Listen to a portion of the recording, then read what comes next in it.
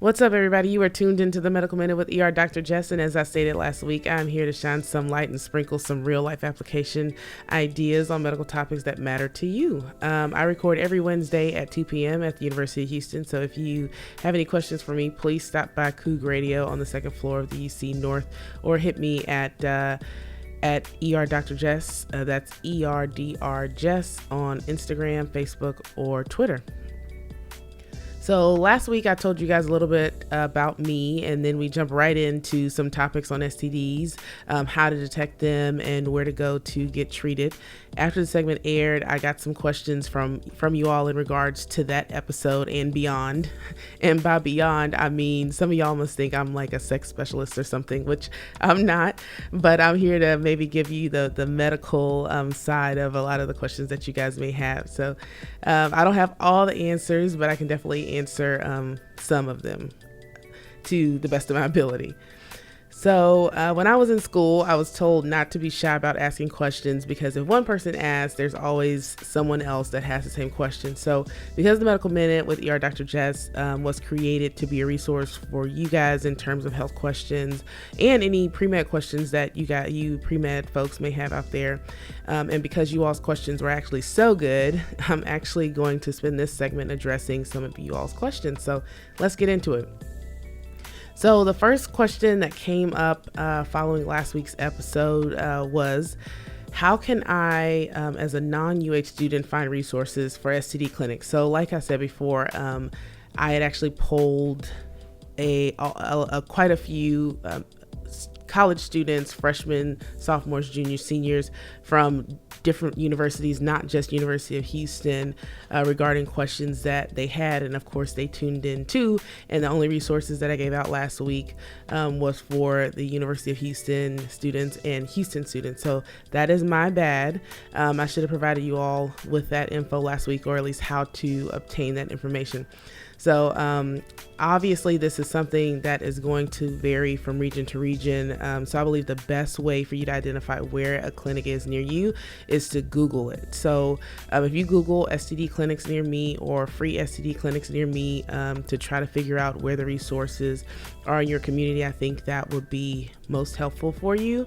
I remember when I was in medical school, we had a lecture on STDs with a very detailed lecture that went over, had to have been like every single possible STD ever identified in the book of science was discussed with awesomely disgusting pictures. And after that lecture, I got in my car and Googled STD clinics near me and drove as fast as I could to the closest STD clinic, only to find that there was at least half of our class was there to also grossed out and horrified by that lecture. So we all apparently use Google, and that was 8 years ago, to find our resources. So I am empowering you to do the same thing. I don't know if our professor, if his intent was to freak us all out and get us to go to an STD clinic, but whatever it was, he succeeded. So I say all that to say, use your resources.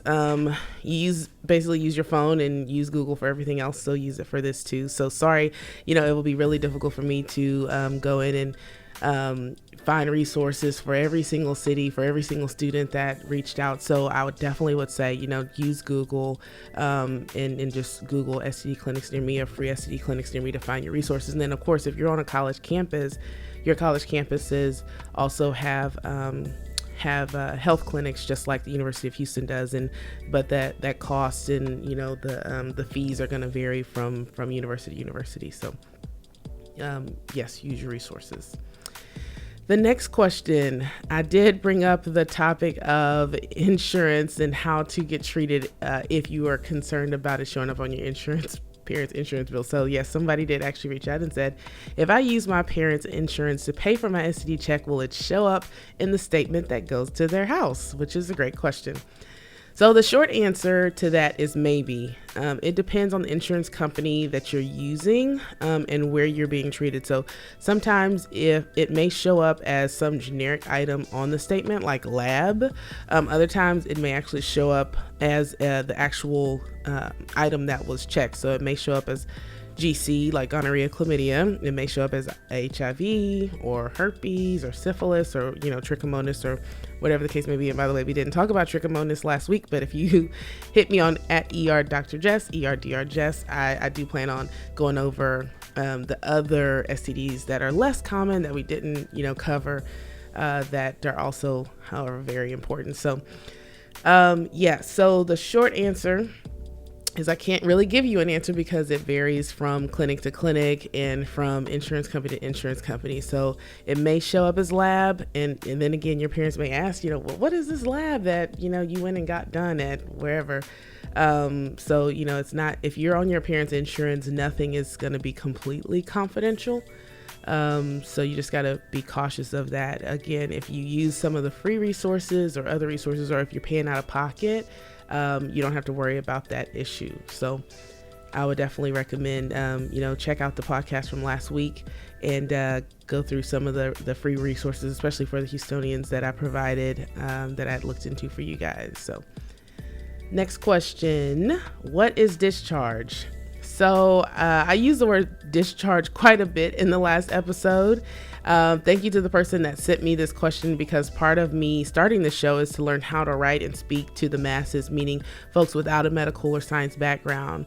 So I made the false assumption that everyone knows what discharge is, and I was wrong. So discharge is actually the leakage of fluid from the penis or the vagina. In women, this can be something that is physiologic, meaning something that is normal, depending where you are in your cycle. But with men, leakage is never normal, meaning discharge is never normal. So if you see or read something about discharge, or you hear me say that word, that is what that means. And by all means, keep those questions coming. There's never a dumb question, never a stupid question. So please, share with me if I say something with you guys or use a term that you don't quite understand. I'm here to help you guys. So please keep the questions coming. Next question, can having blue balls too often cause medical problems down the line? So good question. So in an effort to be as helpful as I can to you all, I plan to define all of the street terms and medical terms for as many items for you guys as I possibly can. So with that being said, what exactly is blue balls? So blue balls is actually a euphemism that guys use to describe general sexual frustration. But I'm sure the ladies want to know, is this actually a real thing, or are the guys just being dramatic because they aren't getting what they want? With that being said, pause. Ladies, never let guys use this or anything else for that matter to pressure you into having sex, because obviously the choice is yours. What they do on their own time with their own blue balls business is in fact their business, the end. So never let them use this as a ploy or as a reason to pressure you into doing something you don't want to do. So anyway, back to the topic. Okay, so are blue balls a real thing? The answer is actually yes. The medical term for it is actually epididymal hypertension. So as you know, when a guy gets aroused, all the blood, well, not all the blood, but blood flows to the penis and scrotum. So this is how a guy sustains his erection. But when that blood is not released, the additional blood can cause pressure on the testicles and in turn cause pain. And the term blue actually refers to the dark, almost bluish color that the blood turns after being in that area for an extended period of time. So in answering the question, can this actually cause medical problems down the line? According to medical journals and research that's out right now, the answer is absolutely not. Even if you develop epididymal hypertension or blue balls like every day, you're not at risk of actually causing any damage to your sperm count or your penis or any reproduction capabilities down the line. So that is in fact false. So you don't have to worry about that. So no stress. For those of you wondering how to relieve the pain outside of the obvious, cold showers or cold packs may work, but there isn't a ton of research out there really right now to support that. And please note that if you are going to use cold packs like ice packs, please do not just sit them on you and leave it for forever. Please use 20 minutes on and 20 minutes off. Only 20 minutes at a time should suffice. If anything more than that, you can actually cause problems and cause damage. So be careful with the cold packs. So answering the question, can it cause problems down the line with any of your health or reproductive issues? The answer is no. The next question, is it normal to bleed after sex? So the answer to this, yes and no, depending on the circumstance. Like I said before, or like I said last week, my job as an ER doctor is to identify the dangerous things, immediate or chronic, life-threatening issues. And with this, the dangerous things that are associated with bleeding after sex are that vaginal lacerations, cervical cancer, and infections. So those are the big things that you want to kind of be on the lookout for. So with vaginal lacerations, I've seen this maybe 3 times in my medical career, and it usually follows an episode of rough or vigorous sex with deep penetration. And I only know because I asked. The girl typically thinks she, after sex, has started her period or something and tries to control the bleeding with a tampon or pad. But unfortunately, the bleeding just continues, and she's going through quite a few in just 1 hour, and realizes that quickly that this is not, in fact, a period. So she comes to the ER only to discover that it's actually a vaginal laceration, and she has to get a laceration repair. So almost like you get stitches on a cut on your arm, you would have to do the same thing. The other abnormal cause for bleeding after sex is cervical cancer, or concern for cervical cancer.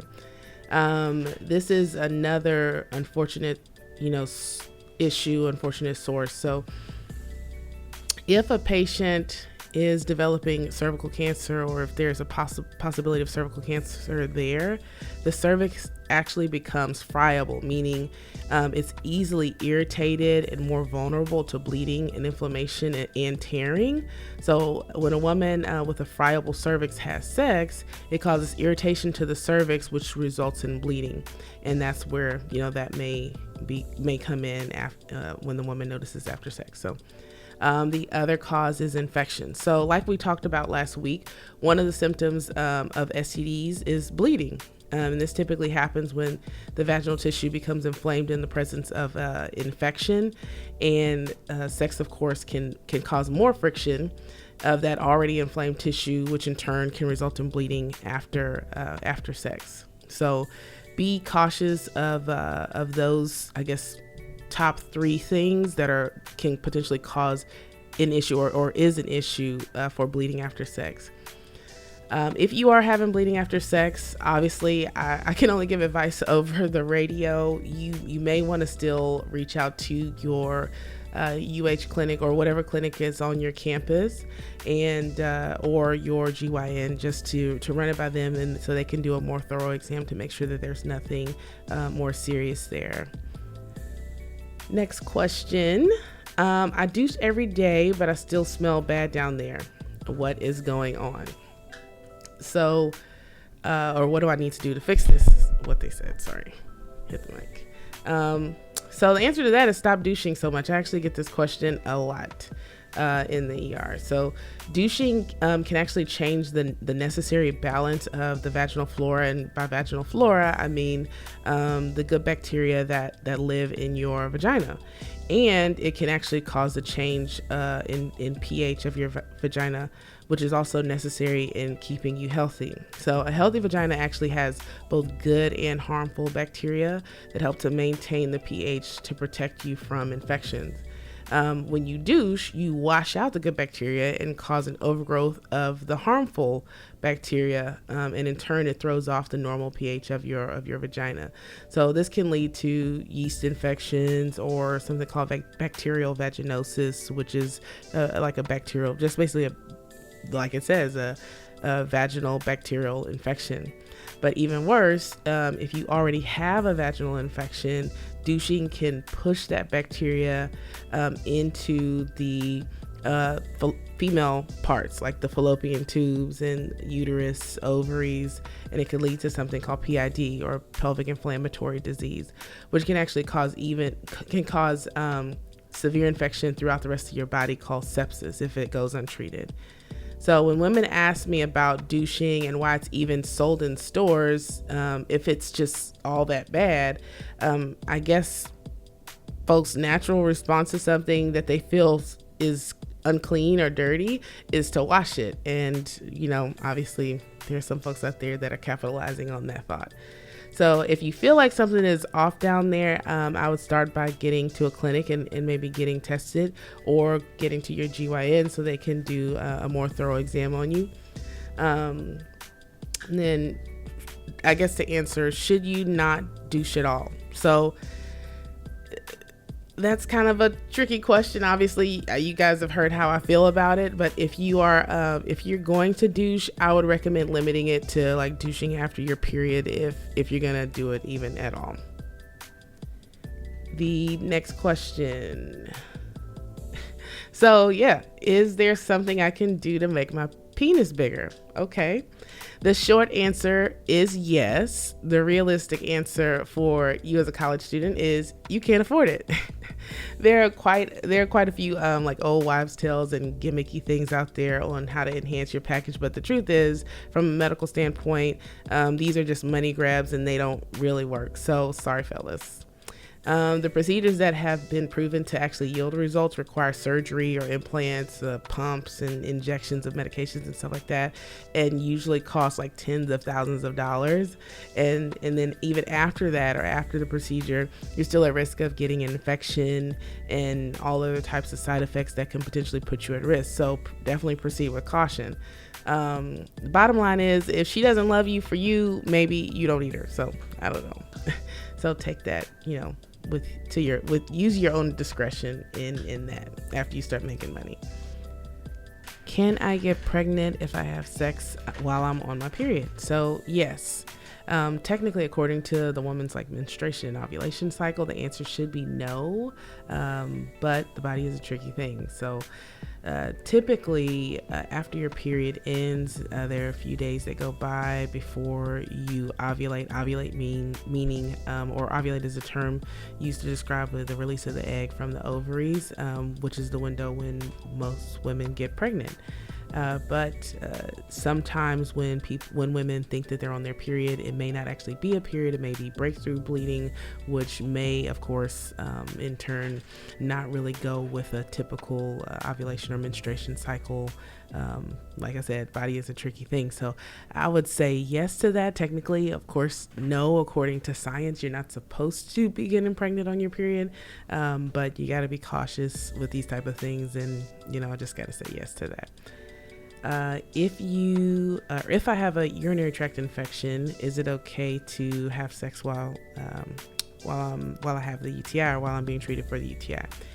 Is it okay? Will you die? No, you won't. But can it potentially make that UTI or the signs and symptoms of that UTI worse? Yes. So my advice would be to wait until after you treat the infection before you actually engage in sexual intercourse, because of course it can cause worsening of your infection. You may be adding more infection onto infection.